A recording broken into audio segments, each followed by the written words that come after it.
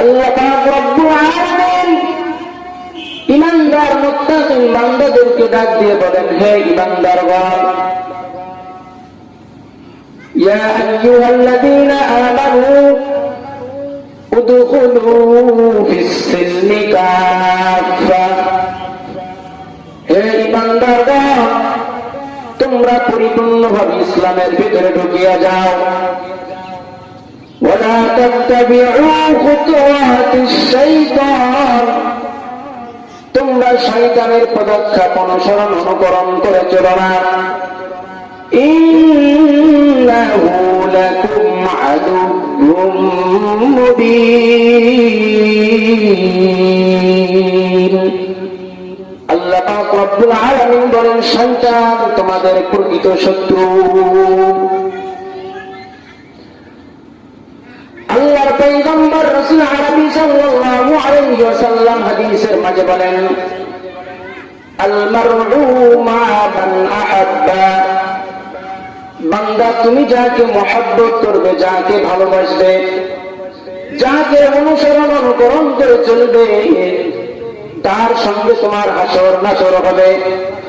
আল্লাহর পয়গম্বর রাসূল আরবি সাল্লাল্লাহু আলাইহি ওয়াসাল্লাম হাদিসের মাঝে ভালোভাবে জানায়া দেয়, ও দুনিয়ার উম্মত, ও আখির জামানার নবীর উম্মতের দল, তোমরা ভালোভাবে শুনিয়ে রাখো। তোমরা যদি পরিপূর্ণ ঈমানদার মুত্তাকিন হতে চাও, প্রকৃত ঈমানদার মুত্তাকিন বান্দা যদি হতে চাও, তাহলে তোমরা পরিপূর্ণভাবে ইসলামের ভিতরে ঢুকিয়া যাও।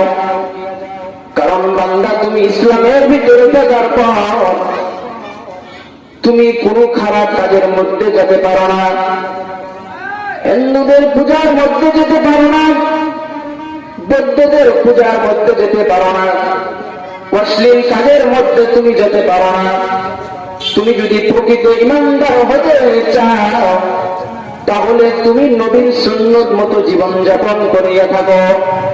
আল্লাহ যা আদেশ করেছেন, আল্লাহ যা করতে বলেছেন তাই তুমি করো।